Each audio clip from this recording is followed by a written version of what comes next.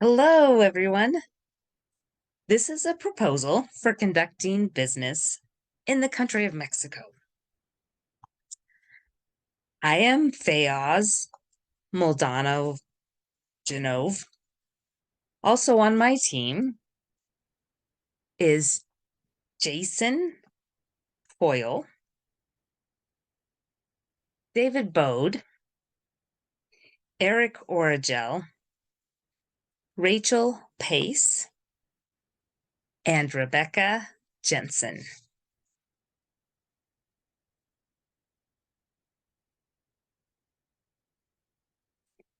The purpose that we have today is to share with you Mexico's culture, customs, current political issues, current opportunities in the country, and methods to successfully reduce challenges or issues we may come across while introducing new products in the country of Mexico.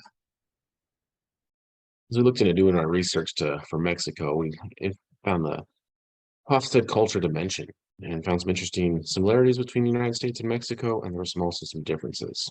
Masculinity was close, long-term orientation, pretty similar in aspects. We really thought about the power distance in our products that we selected and the indulgence rates.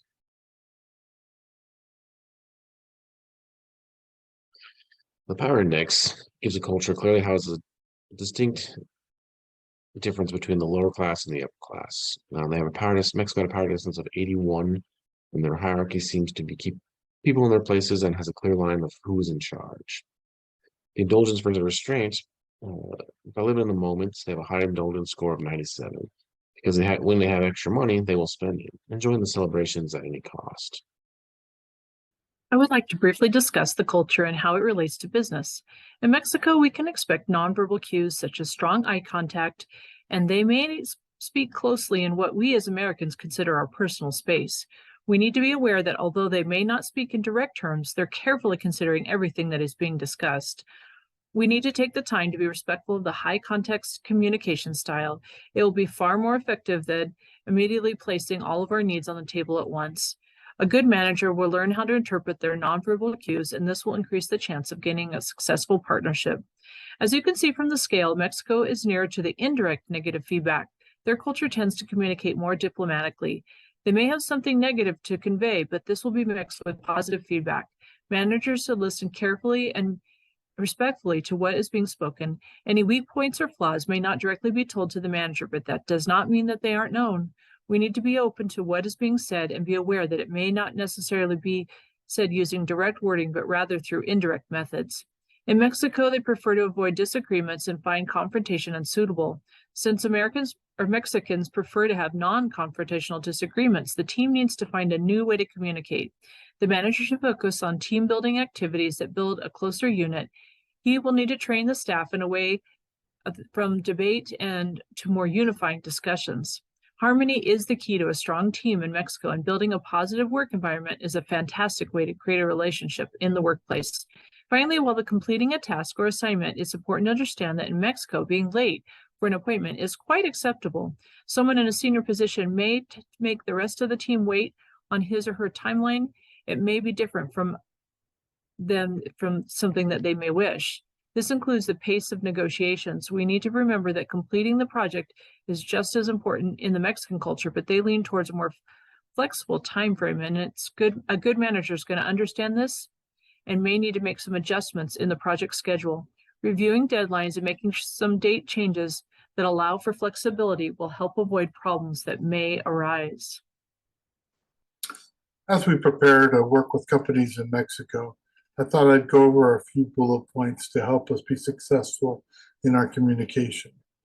The first is getting to know the people that we will be working with. It's important that we start communications early. We could do this over the phone, through emails, but we want to be able to build a relationship even before we get to Mexico or to their company. When possible, we want to do things verbally, communicate with them, follow up with emails, but our first form of communication should be verbally. During our negotiations, try to avoid saying no. This is more of an absolute and could affect the deals down the road. Well, when we're not sure about things, use terms like "we'll look into that" or "let me get back to you." When negotiating with the team, make sure that we have equal status on our side in the room. This is a positive thing that people from Mexico look at. After reaching a deal, remember that things still could take long before things get actually going. So remember to continue to communicate with them, building our relationship in a positive way. The government of Mexico is a federal republic that is made up of 31 states, with the power of the government divided between the executive, legislative, and judicial branches. Each state follows the federal government by dividing its government into the same 3 branches. Even though each state has its own form of government, they also rely on the federal government for many decisions. These decisions are made by the current president of Mexico, Andrés Manuel López Obrador, who has been in office since December 2018. Starting with the regulatory environment from 2 areas as 1, starting a business, 2, paying taxes, and 3, contracts enforcement according to the World Bank's Doing Business 2022 report. Mexico ranks 93rd out of 190 economies in the ease of starting a business. To start a business in Mexico, entrepreneurs must follow several steps, including obtaining a unique business identification number, registering with the Mexican Social Security Institute, and obtaining various permits and licenses, paying taxes, and enforcing contracts. In the following graph, we can see the different qualification in each of our areas to establish a business in Mexico on a scale from 1 to 100. The process of paying taxes in Mexico involves multiple steps, including filing various tax returns and making social security contributions. The process of taxes approximately 307 hours per year, which is significantly higher than the regional average of 248 hours and the OECD average of 191 hours. The process of enforcing contracts in Mexico takes an average of 495 days, which is significantly higher than the regional average of 510 days, but lower than the OECD average of 581 days. In conclusion, while Mexico has made progress in improving its regulatory environment, starting with a business, paying taxes, and enforcing contracts can still challenging and time-consuming for entrepreneurs and business in the country. The cost of these processes are generally higher than the regional average, although enforcement of contracts is less expensive than the OECD. There are many reasons to consider Mexico. Not only does it have a centralized geographic location, it has a large low-cost workforce, and the government encourages foreign investors through programs such as Invest in Mexico Business, which is designed to help foreign investors with incentives such as tax deductions, technology, and grants. If we are willing to invest in less developed areas of Mexico, the Special Economic Zones program has advantages which include duty-free custom benefits and infrastructure development sanctions. There are also importer refunds available with a contingency that imported materials and goods are exported within 12 months. Additionally, the government is working to improve infrastructure and increase foreign investors in the southern states through programs such as the Maya Train, the Dos Bocas oil refinery, and the Interoceanic Corridor. As a company, we need to understand that there are certain restrictions, specifically foreign investors are not allowed to participate in activities that develop and strengthen the country, such as oil, electrical systems, nuclear energy, and the additional items listed below. This is understandable. They don't want foreign entities to have control of such vital infrastructures in their country. We are able to invest up to a certain percentage in cooperative companies, explosives, firearms, ammunitions, and fireworks, port administration, and certain land development. Although there are limitations to maintaining and operating a business in the country of Mexico, there are also advantages. Mexico wants foreign investors and offers incentives to entice companies to come. Their geographical location near such a large consumer base as the United States makes it a good option. Mexico is currently the #1 trade partner of the United States. The government is working hard to incentivize foreign investment in the southern states through such much needed infrastructure improvements. The bank loan interest rates in the United States are influenced by various factors, including the Federal Reserve's monetary policy, inflation, economic growth, and market conditions. In recent years, the Federal Reserve have kept interest rates at historically low levels to stimulate economic activity. However, these rates can vary depending on the type of loan, the borrower's creditworthiness, and prevailing market condition. Similarly, in Mexico, bank loan interest rates are influenced by factors such as the country's economic condition, inflation, monetary policy, decision by the central bank, or in this case, Banco de Mexico, and market forces. Historically, Mexico had higher interest rates compared to the United States due to inflationary pressures and currency stability concern. The trend of bank loans interest rates in Mexico has generally followed the trajectory of the United States. However, this magnitude of interest rates change in Mexico can be higher due to the country's economic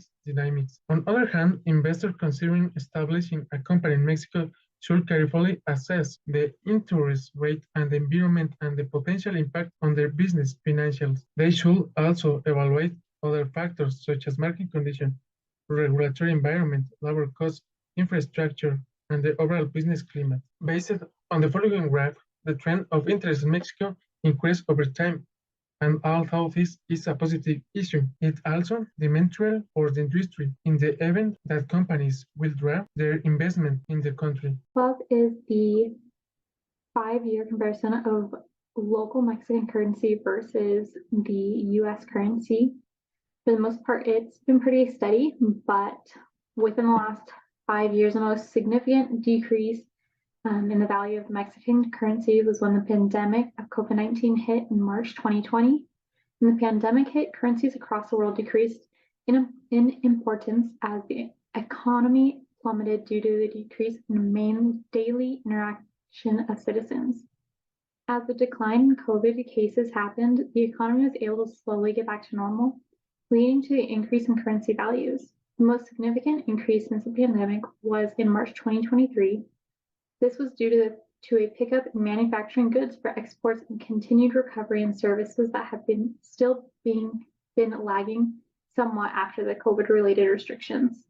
As these services have been picking up, the currency has been increasing in value since the economy is getting back to the pre-pandemic levels. The first product we would like to introduce is a toothpaste and automatic dispenser. As you can see pictured in this slide.